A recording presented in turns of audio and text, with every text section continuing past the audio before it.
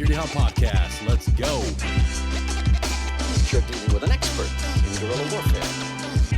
With a man who's the best.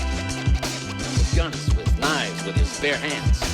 A man who's been trained to ignore pain, ignore weather, to live off the land. Job was to dispose of enemy personnel. To kill. Period. Win by attrition. All right, Dean Goble from Special Forces Foundation. Welcome, Security Halt podcast, brother. Oh, yeah. Appreciate your time, brother. Thank you. Yeah, man. It's always awesome to see guys that not only do great in their transition, have an amazing role, but they go into something where they're of service to others, especially our brothers. And once I saw your profile and checked who you work for, I'm like, dude, this is the guy I need to bring on, because now more than ever, guys are transitioning and they're like, I want to work in a nonprofit, or I want to help somebody, but I don't necessarily want to be a first responder. I don't necessarily want to be a police officer. How can I be of service to our brotherhood? Well, it's a no-brainer for a lot of us. It's like, go to nonprofit, but that's still such a murky road for us. It's not like going into a trade school or going to school. So hopefully while we pick your brain about how you got in your role, we can make that path a little more clear for folks. Yeah. No, I'm looking forward to it. Yeah, I like the questions, and it has been a rocky road. There isn't there probably is a book out there that says, this is the way you do it. I didn't read it. I probably should have. But, some of the lessons you learn through failure seems to always be the ones that stick with you the longest. So, and I've always, for better or worse, have kind of been a guy who just kind of sends it at times, and I kind of work it out, because it's funny. The reason why I apologize, because I'm from my phone and I'm abroad. So I'm here in Manchester, Tennessee. Nice. So I'm doing an internship with Black Rifle Coffee Company Fund. So I'm their incoming director of philanthropy, pretty much. And so because of the hurricane, we're assisting with the relief efforts. So I flew out here immediately. I literally just loaded up $6,000 worth of coffee, water, fuel, you name it, in the back of a U-Haul that we got all donated. And then I'm literally, as soon as I get off the horn with you, I'm going to start driving towards Asheville, North Carolina, and try to get those people, much needed support and supplies. Dude, try to do our little. Yeah, man. Let's actually dive into that, because this whole weekend I've been intermediary, connecting people with guys on the ground, because my third group buddies and random guys are on vacation. They're like, fuck it, I'm not going to be hanging out and watching the place that we pretty much all grew up in. Every last one of us has spent enough time in North Carolina that it's like, this is like second home.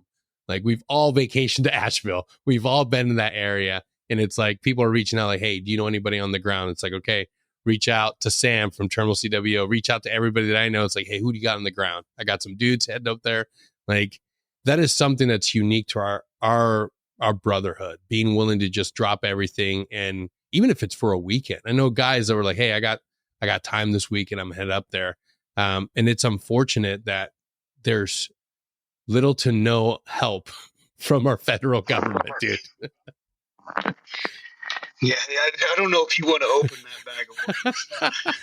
How much time do you got? So, it's just one of those. Am I allowed to swear on this thing? I don't want to. Oh, fuck yes, you are, Dean. Okay. All right. So, I kind of just said, fuck it, man. Like, I don't know what the right answer is. All I know is I have good friends that were out there. Just because last week I was at this conference and stuff, and it was literally weighing heavy in the back of my head the whole time. On just, here I am at this fucking fancy concert. And don't get me wrong, I love doing that stuff, because the networking, and kind of dive back into the original question, that's kind of where it all starts in the philanthropy world, is networking is huge, because it's already paying dividends. I was already able to make some phone calls to some folks who are doing amazing things out there. One of the sister, I work with the Special Forces Foundation, but the Special Forces Charitable Trust and Special Forces Association were crushing it out there. Yeah. And so I was just like, dude, I just didn't feel like I was doing my own personal part. And not that it was all about me. The things we're doing here at Black Rifle is a collective effort. What we were able to do in pretty much 48 hours has been astonishing. It's been awesome. Yeah. But it's one of those, I'm just like, I don't give a shit if it's the right answer. However, to some degree, though, I understand the complexity that can be behind it. And what you don't want to do is just come in and add chaos to the already mixed of chaos. Yep.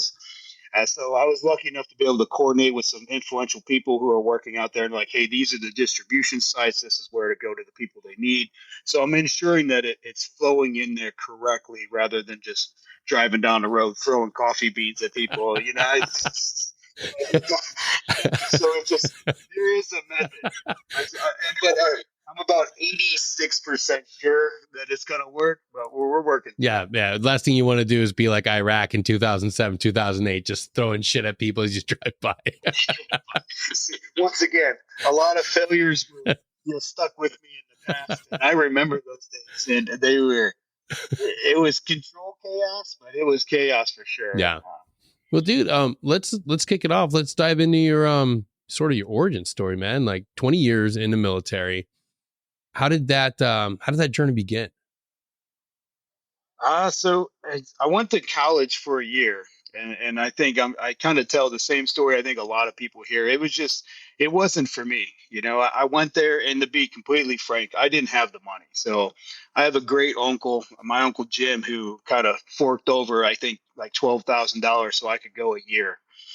And he was like, "Hey, you're on your own now." He's like, "That was $12,000 more than I was ever given when I started as a kid." And so I'm still extremely grateful for that today. But it was just, I'm not like knocking on college. I think there's a lot of good to be had of it, but it just wasn't for me. Yeah. And so immediately after, my year, I was just like, I'm just not enjoying this at all. And so I went back home and saw my grandfather, who was a big inspiration to me. And, I was just like, I have no idea. Probably like it's very similar to me transitioning from the military today of just like, I don't know what the fuck I'm supposed to do. I'm just trying to figure this out like everybody else. But I went and saw him, and he was like, fuck it, bro, go join the army. They got plenty of work for you to do right now. This was in 2005. So I was like, all right, anything Paul said, was pretty much like a word of God for me. And so I was like, okay, man. My grandmother was extremely pissed. She probably is still a little bit upset today. But my mom, she wasn't too happy about it at the time, but it all worked out for the better. So I mean, that's kind of how it all got kicked off. Just a dumb kid trying to find his way in the world, and it made sense for. I was athletic, not super smart, not dumb. I was right in the middle. The old gray man. Yeah. Yeah.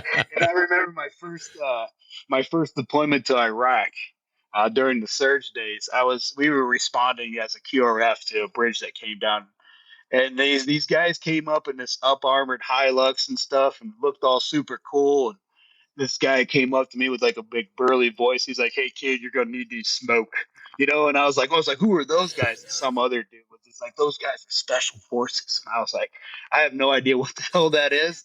But I was like, it sounds a lot better than me standing here facing out in this ring. So I like, and so yeah. So then when I got back, some SF recruiter was like, "Come out, take the PT test, and we'll send your ass to selection." And the rest was history. Yeah. That's the story for so many of us, like that first encounter. It is. Especially for our GWAT era Green Berets. You met guys downrange. And then you come back. I was an 82nd kid, had the same interaction, see him downrange, being effective. But then you see them like come over to the airborne PX and you see that flex, that Green Beret, and you're like, fuck, dude, those guys. That's what I want to do. My ego definitely got the better of me. It was just one of those. I was. And the irony of it all is when I was a sophomore in high school, I actually wrote a paper on it being a Green Beret. So I was kind of lying where I say I didn't know. I knew enough to be dangerous. Yeah, I knew they existed. I knew, that it was something that was considered elite. But besides that, the rest of it was. I know they do stuff that's awesome. That was pretty much when I, what was I, 20 at the time, 21 maybe. So just a young, dumb kid trying to figure it out. Yeah. Seemed cool. And yeah, definitely the flex mode of, I could do that. Yeah. Yeah. It looks great and it briefs well, but then you make it through selection, you make it through the Q course, and it's like, oh shit, I have to be a professional soldier. I have to learn more than my counterparts in conventional military. Oh yeah, but I thrived on that though. Like, I love to learn. I'm the kind of person that I like listening to the podcasts, TED Talks. I like IT stuff, So when I got there, of course they told me I was going to be an 18 Echo because I was an RTO. And so they're like, yeah, that's what you're doing. So, but I just dove right in, and I did love the academic challenge. I think something that is lost about some who may be thinking about going special forces. They think it's just like being super strong, be Yeah. fit. And that's kind of like the gimme, if you're not fit and in shape, that's the baseline that everybody's showing up, and especially when you show up with those 18 x-rays a day who are like complete studs. Yeah. But it's the academic, and the decision making and the ability to build culture and get people to follow you or follow when needed and work as a team is, I think, what it can be sometimes overlooked. Absolutely, man. The physical is the sexy thing. You can go to the gym. Everybody wants to go to the gym and work out. Nobody wants to sit down and read about the historics for the AOR. Nobody wants to sit down and read about, okay, what pillars of my education I need to improve on. Like what things are, no one wants to do that. That's the one thing that I realized is like all these young kids, whenever you retire or get out, or heck, for a lot of the guys that are active on social media while they're still in, everybody's always hitting them up about the 12 miler or how to go through these obstacle courses. And it's like, okay, that's great. You do have to be ready. You have to be physically fit. But at the same time, you've got to grow and adapt this. This is your greatest, like that is the one thing that no one's going to do for you. You can get inspiration. You can gut through some things. I've seen people that have no business running a 5 mile, passing a 5 mile. But the reality is you've got to hone this. This is the thing that all of us at some point, you show up to your team and you're like, oh shit, my greatest deficit isn't here. I need to learn because all these motherfuckers are smart as fuck. And then you don't want to be the stereotypical 18 Bravo, and you don't want to meet that team sergeant and be like, oh, wow, you're a fucking retarded guy. Yeah, I mean, I couldn't have said it any better. That is completely spot on, but luckily in my career, I've been fortunate enough. I had really good mentors. And that's, to me, a piece of advice I give people all the time is, and it's not like I came up with it or anything, but no matter if you're transitioning from the military, going in the special forces, whatever the hell you're doing, find that mentor. If you find a good mentor, yeah, dude, it becomes so easy to be able to. Now, granted, you can't just sit there and call the person every 5 minutes and be like, do I turn left or right? Do I turn, like, you can't do that shit.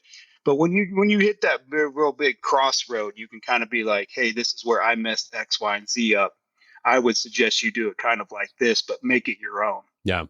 And mentorship to me has been huge. And I feel like, not that I'm some glorious, Green Beret or some crap like that, but I've been pretty successful in my career mostly because I had very good mentors and they helped me out significantly. Yeah, absolutely. A mentor is not your cheat code, and they're not a academic wizard that you just call whenever you're faced with something difficult and challenging. It's somebody you reflect with, somebody you sit down and you talk about, like, hey, long range planning.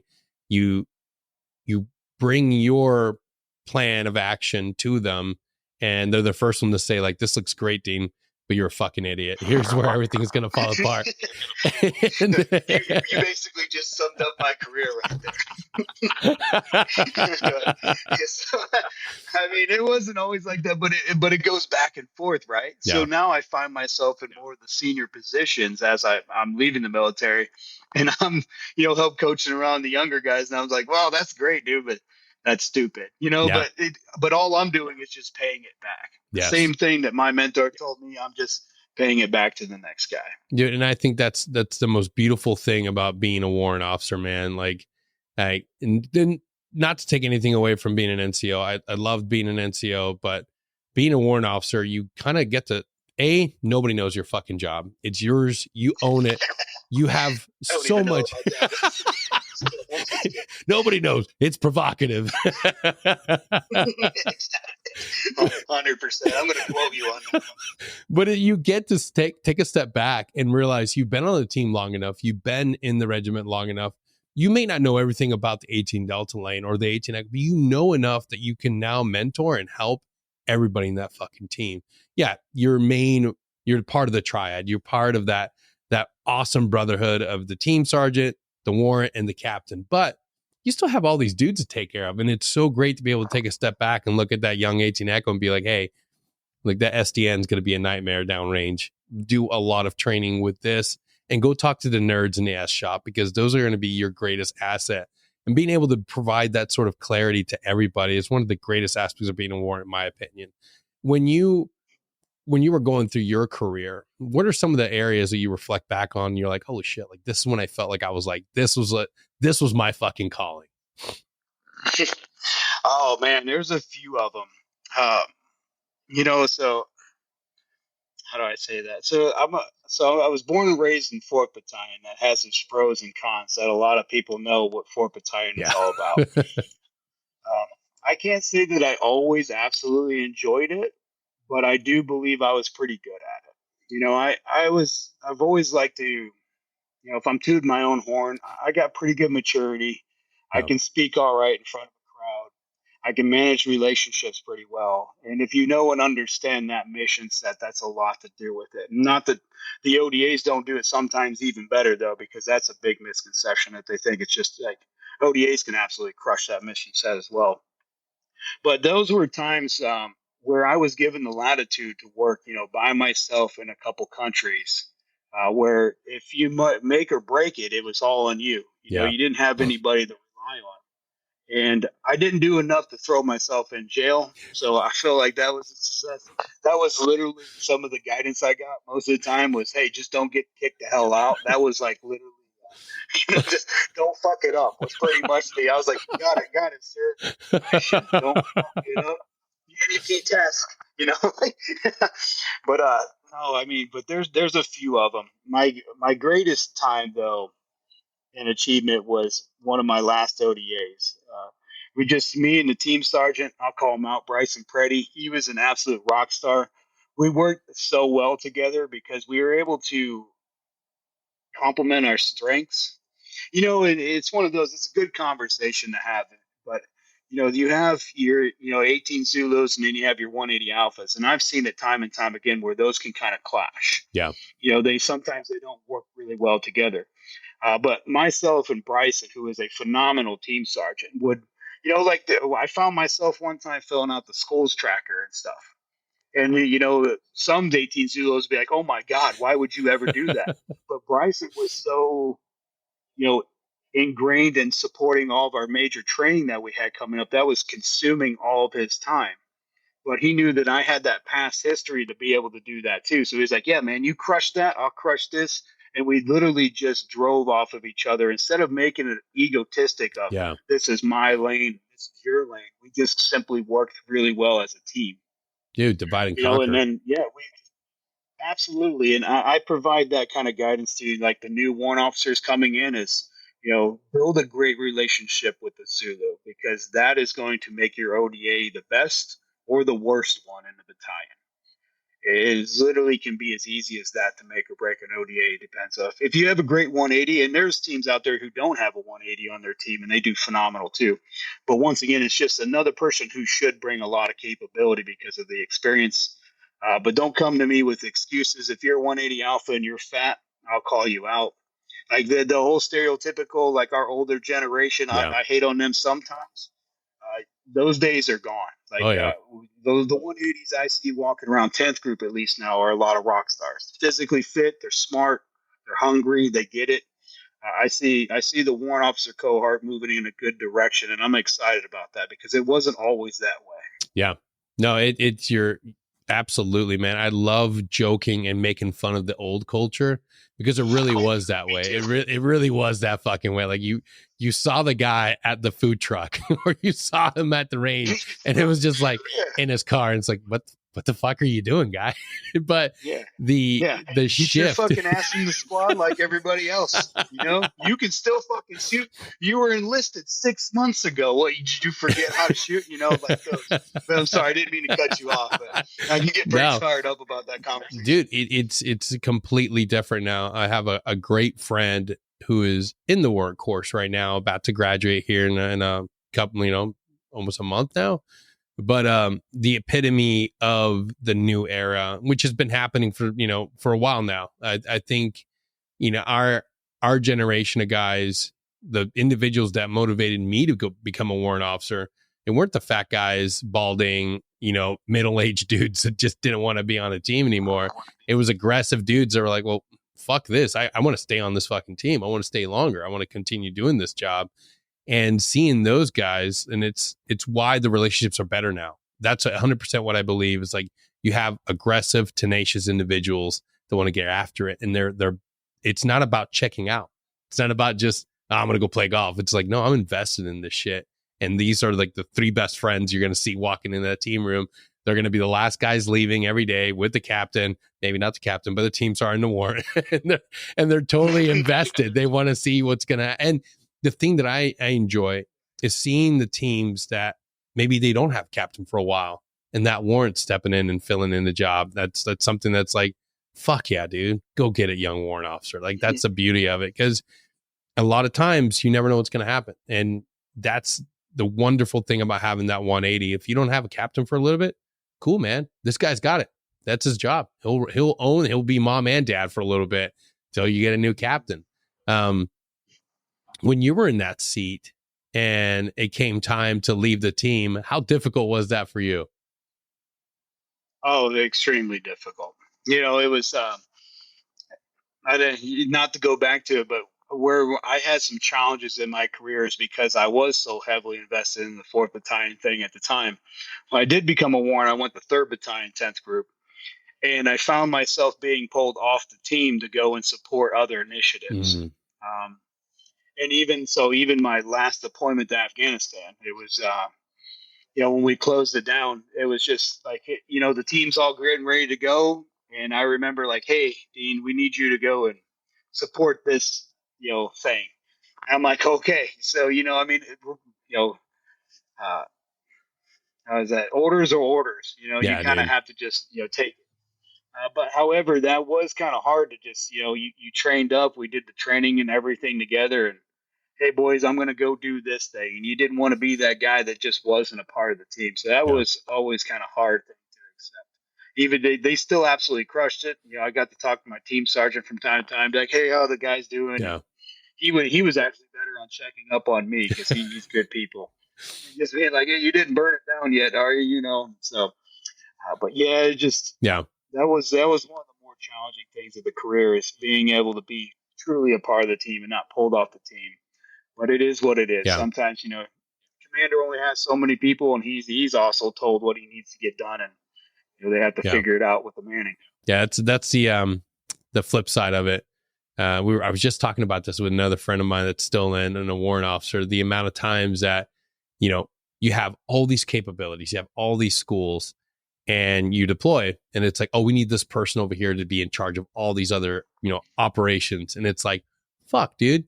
I just spent how many years of my life to get validated, to get in the position to have this experience to deploy. And now you want to pull me off the fucking team to go do this other thing that I don't really love, but I just happen to be good at. Yeah. You pretty much sums it up. Yeah. It's a double-edged sword, man. It fucking sucks. And, we're looking at a time where we're still sort of short on people. So we're seeing team sergeants and we're seeing warrant officers like, dude, you should be in that seat for a while. You should be on that team. But it's like, hey, we need you to go up to be a company now. It's like, what the fuck? The guy literally like changed his entire career to be on a team a little longer. And now it's like, hey, go be a company warrant. It's like, fuck. Yeah, I did that for a little bit of time. I went over to what they called the TISC at the time. It was all the technical information stuff. Like I said, I'm kind of a nerd. So to me, becoming a company ops warrant, that was the best place that I could be. So they definitely hooked me up with that job because I was like, sweet, I get to do nerd stuff and rather than just simply staff concepts. Yeah. I didn't have to see nearly as many draws and risk assessments as everybody else. So I felt very fortunate to have that position, to be working on kind of like the next generation. We were working on the cyber, how does soft integrate into that? We're working on space, how does soft integrate into that? UASs and counter UAS systems were huge, when Ukraine kicked off, and how are we getting ahead of that? So from simply a 10th group perspective, who is obviously highly invested in Ukraine, that was, it was nice to be kind of on the leading edge to some degree, kind of help mold what that looked like down to the tactical operator. Dude, absolutely. That's something that, that's unique to you guys and warrant officers right now, because I think it's spread at every group by now, but dude, we're looking at a whole different type of warfare. and being on that leading edge, developing. I mean, on the outside, looking at defense tech companies right now and everything they're developing, and it's like, fuck, dude. Like the next war, the next thing our guys are going to be involved in, I don't want to have any piece of that. Fuck getting targeted by a drone. Fuck that. Yeah. It was interesting, you know, relying on like obviously a lot of the really smart companies that do this extremely well. You would be set. I'd be in like a Cape brief every week, and I'm like, wow, that's a capability. Yeah. I was like, that sucks, because if we have it, there's a good chance they have it at least to some degree. And I was like, wow, this is going to be interesting. So my, you know, I tip my hat to the next generation. They have one hell of a challenge in front of them. Yeah. It's going to be interesting to see how it unfolds, especially how the world's going these days. I'm an extremely optimistic guy. I never wish for war or anything like that. But if anything really starts to heat up, you know, back again in the Middle East or out in the Pacific, you know, it's going to be interesting on how that is played. Yeah, it's funny that everybody expects Green Berets or anybody in the soft profession to be like the greatest warmongers, to be like, yeah, fuck yeah. I'm like, don't get me wrong. Deployments are like Friday Night Football. That's what you want to be a part of.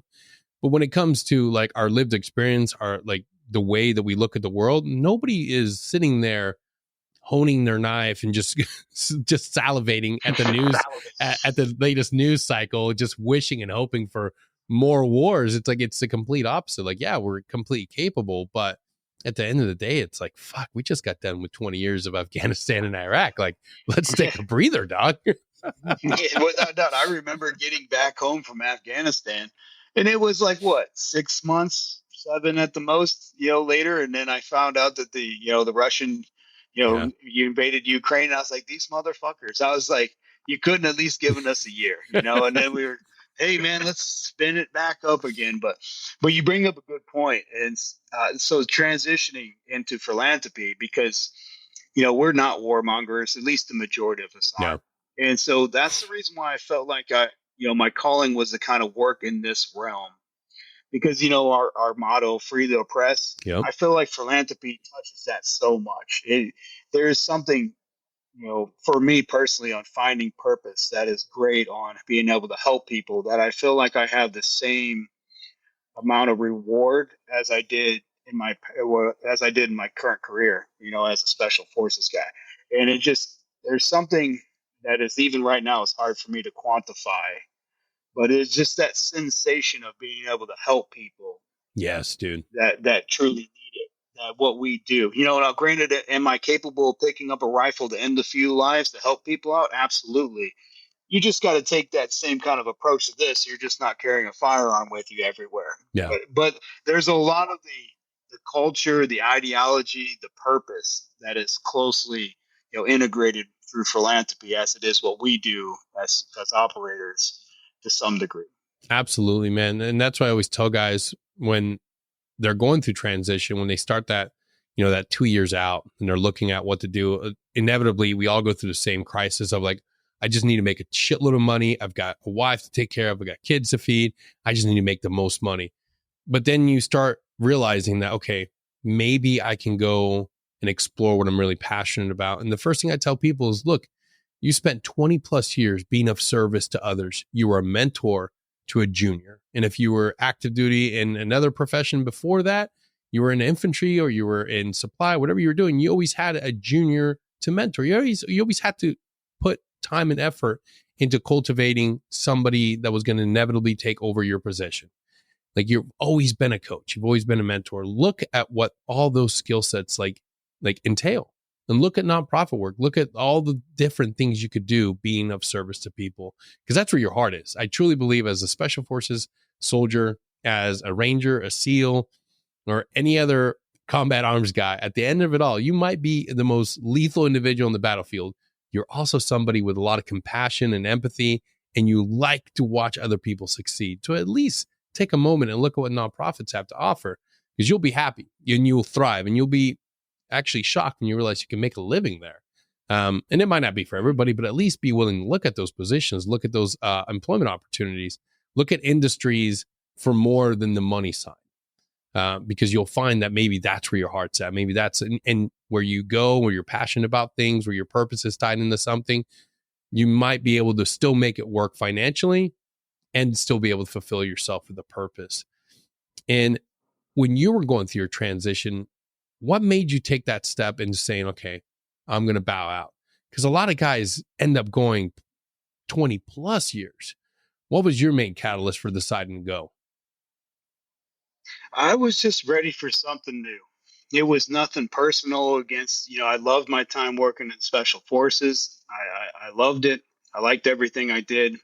I just wanted to be, and I don't mean this to sound in a dick way but I wanted to be something defined more than just a Green Beret one day when I'm older. Absolutely. Not that achievement's amazing, and I definitely appreciate it and the accolades and all that stuff that comes with it. But I wanted to have a little bit more to my life, So I was kind of chomping at the bit, come 18 years in service, and of course, every boss says, "Hey, are you in for the long haul? You're going to be a CW5 one day." And I was like, Nope. "No, more power to the guys who do. I think that's phenomenal. That works for you." And then family, of course, came into play a little bit. My boys are both in high school now. I wanted to be able to be around a little bit more for them to kind of, I missed the younger years like a lot of us do. So as they got older, and I kind of told myself one day, I was like, I do a lot of work to mentor other people, but what I feel like I was missing is mentoring my own damn kids. Mm, And I was like, I need to definitely, start, picking that up. And I did. So kind of working with them, kind of teaching them how to be, well-groomed young men, professional, understanding, I needed to put more effort into that. And so between me wanting to explore another career and being able to spend more time with the kiddos, that was the two driving factors that really I was like, okay, it's time for me to find something, the next step in my life. absolutely. Those are the two things that nobody sits down in a team room and says, like, hey, you're going to want to put a priority in this. Like, you come into a team as a young guy, nobody tells you the importance of being a husband. Nobody tells you the importance of being a father. It's all about go, go, go. Get to the next school. Go become a sniper. Go to free fall. Go to free fall JM. Go be a dive. Awesome. Now go get dive soup. They develop you for everything that you need. But at the same time, one of the most important and impactful things that we should be able to talk about is prioritizing your personal life. Like, I think the best role models I had on the team were guys that were married and guys that put their families first. Because that showed me, at least, my life wasn't perfect when I was in. I was guilty of doing all the same shit that everybody else does. You prioritize partying and going out, and you look forward to down south trips. But I look at all the guys that were squared away with their families and they had the priorities in line. And as I reflect back and look at those guys, they never suffered through any of the crises that a lot of us did. The mental health stuff, if they had injuries, they always were more resilient and they bounced back. And I think there's something to that. Understanding and being grounded in family and faith and, being a fucking husband and father first, then a Green Beret. And I look at my life now and being grateful for like figuring that out. I realized, man, if we spent a little bit more time mentoring our younger Green Berets as they're getting married, as they're starting to develop a family and realize like, hey, get home to that football game, get home for your wife's anniversary, make sure you're there. Dude, we can make better soldiers, better teammates, and then give them that resilience. And I'm thrilled that you were able to experience and understand like, all right, I need to mentor my own damn boys. Before long, they're going to be men. Yeah, and they already, my oldest is 18 in 6 more months. Oh, so, shit. it goes quick. So, I know I look 22, but I'm actually a little bit older than that. It was one of those, I don't know. I probably self-reflect too much, but it was one of those things that really hit me hard. I was just like, I just knew that I needed to become more involved with the kids. Yeah. I was missing way too many things to go out and do other stuff. And quite frankly, it was about me. It was, well, how better can I improve myself to become a better operator? How can I get additional schooling? It was always about me. Yeah. And I was selfish in that way. And then finally one day it just dawned on me, once again, another great mentor just, kind of, he didn't say it directly, but he alluded to the fact that, hey, one day all this shit ends. And the only people you're going to have left is your family. So if you don't take care of them, you're going to be really lonely with all your awards and your schools and shit on the wall. Not that that stuff isn't important. You still got to get some of that done, but being able to find that balance, I wish I would have did that better, Yeah, and had that wisdom when I was. absolutely. That is a gift, having a mentor that brings that out, because it is important. We have to be selfish for our career, for our nation, for our regiment, for the job. You look back at your teammates and you understand that all of us signed up. Everybody wants to be here, and that dictates that you have to be the best at everything. You have to stay hungry. You got to stay plugged into what's the next school I need to go to? What's the next thing I got to achieve? But at the same time, you have to balance it. And I'm so happy and grateful that at the end of my career, I was starting to see a shift. I was starting to see team sergeants that were willing to pull their guys aside and say, hey, I know you want to go to dive school. I know you want to go to free fall, but let's look at your life. When are your kids out of school? When's the best time for you to go to this school? Like, the team's going to be here. I'm just not going to look bad on you. Let's look at the best time for you. I remember when I was coming up, and it was like literally like, oh, you're going through a divorce. Well, I'm going to send you to every school I can send you to back to back. It's like, and in a way, that was my team sergeant's way of showing me that he cared about me, because he was like, in his own mind, he's like, let's just get him out of here. Let's just keep him away. Yeah, keep him busy. He needs a win. He just needs a win. It was just like school deployment. It's like, and in a way, yeah, that kind of helped. But at the same time, maybe I could have used other resources. Maybe I could have gone to mental health. Maybe I could have talked to somebody.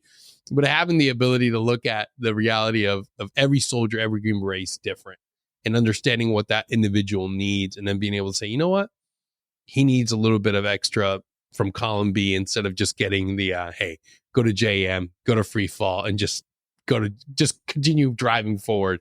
Sometimes you got to take a knee, and it's great to see that the force is understanding that, because I think the NCOs we have now, like, are some of the most professional individuals. Like, and I got to see it on my way out. I got to see individuals that had gotten a taste of the GWAT era, but had also been developing themselves and realizing, like, okay, like, I can't burn it down like my team sergeants from the past used to do. Like, I have to figure out how to find more balance.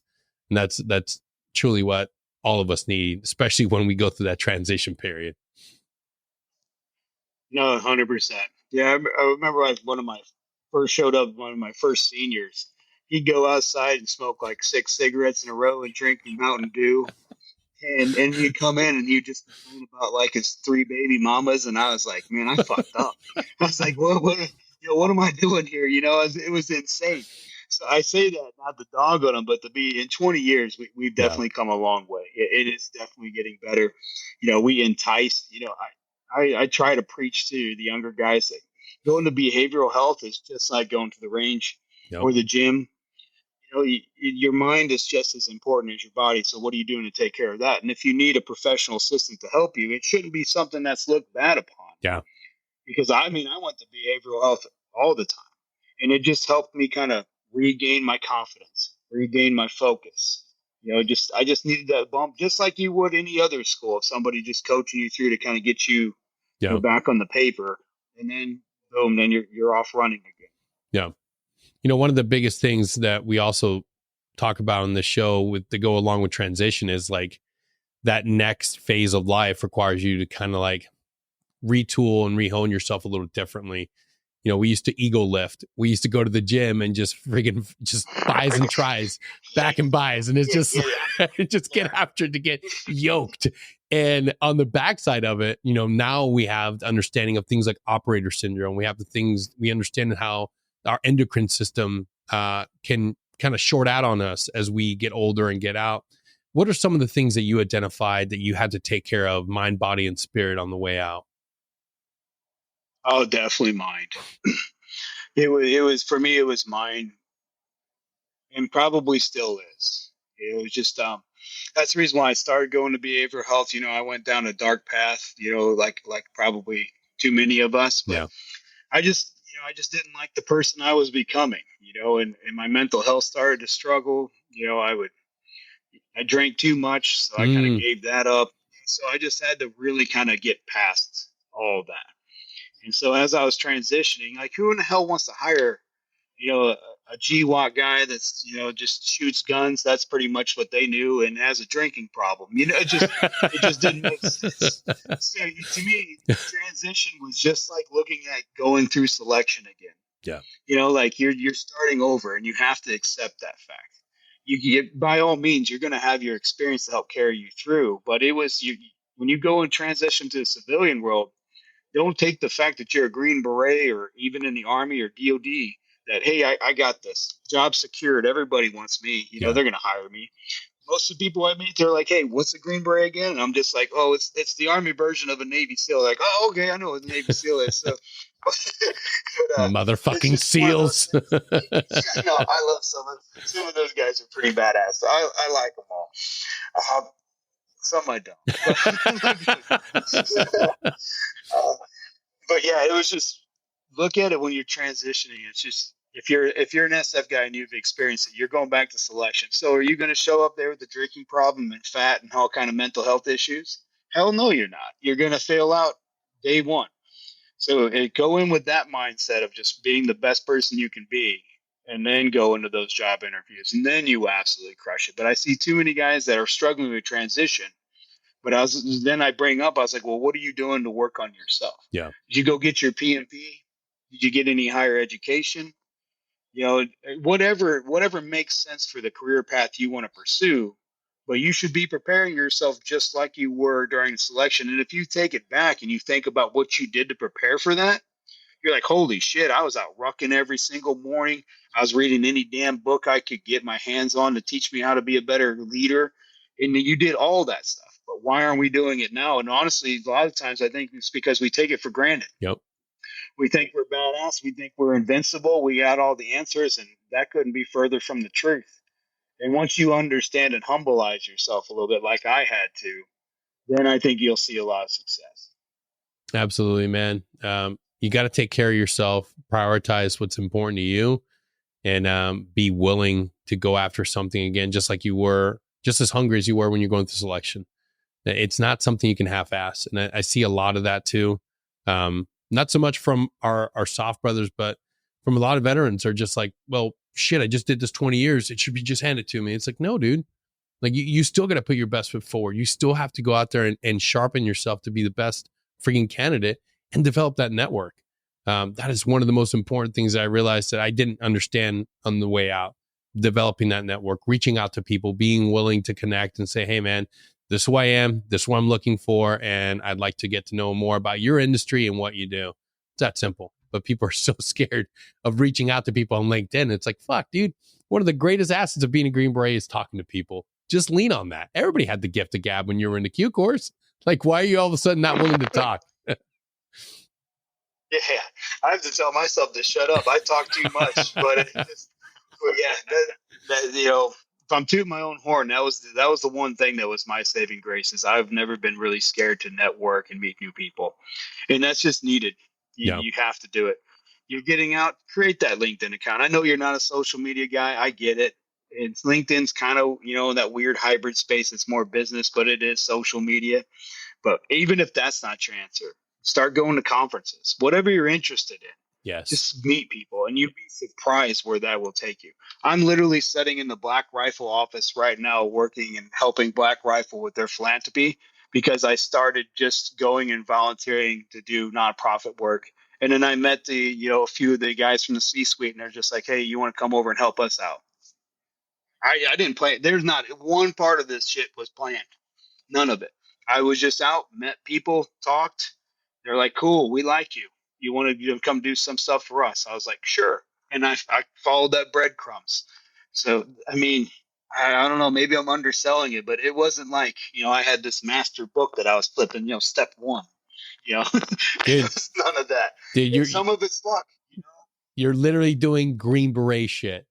Like you're literally, hey, I'm going to drop you off here in an unknown area to go meet up and link up with these people so that you can do some really sketchy shit on behalf of the U.S. government. You're literally doing Green Beret shit and being successful. And it's not like I know how to do anything else. So all I did was the same shit I've been doing for 20 years. I'm just doing in the civilian world. Some people are just like, oh, you're going to this conference. What are you doing there? I have no idea.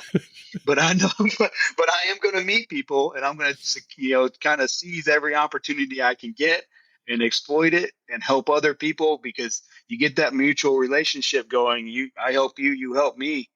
I mean, you'd be so shocked on how far you can go. Absolutely, man. Dean, I can't thank you enough. Before I let you go, tell us a little bit about Special Forces Foundation. Yeah, so I mean, it's near and dear to my heart. I started volunteering it for a long time ago, but it is a foundation that helps complement, because I'm sure you're aware of the other, special forces, allocated or nonprofits as well. So I've came in to kind of help shape and mold it to fit in with the other nonprofits to add to, instead of just overlap. Yeah. Is there some overlap? But in short, what we really focus on is tragedy assistance. That is, and our gold stars. So between those two is what I pour a lot of our resources into. So, and then I try to work and complement with other nonprofits that are aligned to soft. So anybody that's a Green Beret or their families, and especially our gold stars, we allocate on tragedy support. And it doesn't have to just be tragedy. It can be mental health assistance. We focus on legacy preservation for our brothers who have fallen. So anything that falls along those lines, you can check out our programs on the website. That's what we really do to kind of help those in need. But a lot of it, what I get is, hey, the government can't help, or it's a retired person, he's in a bad spot, or their family is. What can we do to help them? And then we figure it out from there. So some of it's suicide, a lot. Well, unfortunately, too much of it's suicide prevention, but we'll get, a Green Beret, we'll get a licensed physician come out there, help you out, and then get you to long-term care. So that is the majority of probably what's on the queue right now on my phone on people that need help, and how we're going to support them is not just the cash that is associated with it, but with our partners who can provide that long-term clinical support from them from like a mental health standpoint. But we're not limited to that. We do all kinds of stuff. We had a gold star who needed a vehicle. We're like, cool, we can figure that out. We had, somebody who's losing a house. How can we help them get a new home? So, I mean, it can be big or small, and I like the ambiguity behind it. I don't want to put up red tape. I don't like the idea of that. I like being fast. I like being agile, because we're working with people, and people, everybody's story is different. Everybody needs, help in different ways. So that is the Special Forces Foundation in a, non-political way. We're just fucking here to help out our Green Berets and their families. And we will listen to any conversation from anybody that's associated with our community on how to best help them get support. And even if we're not it, once again, I'm a network dude. I can call the right people, and I will get you in touch with people who make sense. And I'll even pay for it if they don't have the money. So that's it. That's how we help people out. And it is so holistic that I really want to keep it that way. I'm hoping that we continue to grow, so I don't ever have to tell anybody no. Don't get me wrong, we're not here to replace you being an adult. So, Yep. Danny, you crash your car, you're like, can I get a new car? I'd be like, bro, you got car insurance, right, Dick? So I'm not here to replace you being an adult. What the fuck, if you Dean? find yourself in a bad I want a new 2,500. I've actually, I think I've actually gotten that before. So we're not here to replace you being an adult. But I got a great team behind me. We have gold stars in ours, SF guys who all work for us. We pride ourselves on being the Green Beret led. So, we try to keep the executive director position on somebody that isn't too far removed from being a Green Beret, because just like you and I, in another 5 or 6 years, you're not even going to know who the group commander is. Yep. So how in touch are you with what are the current issues with Green Berets? So we that's how, those are just the small nuances that we try to leverage that makes us a little unique. Yeah. But in many ways, though, there is a lot of same and overlap, and that's not necessarily a bad thing. It's a big ass pie, and if every one of us eat it, we still don't help everybody. Yeah. So the overlap is absolutely needed too. Absolutely, man. I can't wait to get this episode up so we can start promoting this, because, man, we need more resources. Our guys and gals out there that are struggling need to be able to look on a website and be able to say, okay, these people can help. And even if they can't help, they can get us to the right person that can help us solve this problem. Like, we're still dealing with a lot of suicides, a lot of mental health stuff. And until that's solved, we need resources. So I can't thank you enough, and your organization for the work you guys are doing for our community. As after the GWAT, there's been a lot of guys that are coming out of the woodwork asking for help. Even our older generation Green Berets, I'm starting to see a lot of guys that are finally, because they're hearing the stories of younger Green Berets are willing to accept help. They're finally coming out and saying, hey, I've been struggling with some shit. I need help too. So grateful for what you guys are doing. Dean, if someone wants to get a hold of you. Yeah, go ahead. What I want to end it with is don't be the fucking excuse. There are so many resources out there for every one of us, veterans at large. If you're in a place and you can't figure it out, fucking ask around, man. There's so many times that I've heard people just like, I didn't know that it exists. Well, look, man, like you got to take the effort to be able to come up and say, hey, I need this. Yep. And I swear to God, you're not going to go in the queue and be answered by an AI system or some shit. I will call you and I will be like, what are you doing, bro? Yeah. And I will get you the resources you need. And if I don't have them, I'll get you in touch with what you need. But I put it back on the individuals. You have to take your own responsibility too. Yeah. Raise your damn hand and say, I need some help, bro. And that is cool. Yep. We've all been there. And let's figure it out. Hey, so I'm sorry. I didn't mean to get all real on that. That shit drives me crazy because every time we lose a guy, it makes me upset that if we didn't know he was on the radar. Yeah. It's self-recovery, man. If you're isolated behind enemy lines, you have to be a part of your own freaking rescue operation. You have to be able to start working the moment you get isolated. And it's the same thing for mental health. And it may sound like tough love. Hey, I was there. I struggled with it myself. I am a graduate of inpatient treatment centers and polytrauma treatment centers. It only started getting better when I finally started getting vulnerable and asking for help. And if you're out there and you're struggling, remember, may seem like a scary situation. You're going into the unknown, but hey, guess what? You've been number one man before. You've gone into the unknown before, and you can do it again. So please take a moment, go to your computer. I'll pause. Just type this in, Special Forces Foundation. You got the website up now? Okay. You'll see Dean smiling. It'll say he's CEO. Friggin' look there, follow through, reach out, get some help, because guess what? Just like when you were on the team, you weren't alone. You're not alone now. You got tons of brother on the outside that are willing to help you. You just got to reach out. Dean, again, thank you so much for being on here, brother. I know you got to go so you can go spread some Black Rifle love up to the people of Asheville. But man, thank you. Heck yeah, man. Well, some of the roads are there. Once you get there, you might have to hook up with one of those muling parties and or somebody with a 4x4. But you've done that before. Just like, we've all done those info methods. Figure it out when we get there. Damn right. Thank you all for tuning in, and we'll see you all next time. Till then, take care. Hell yeah, dude. That was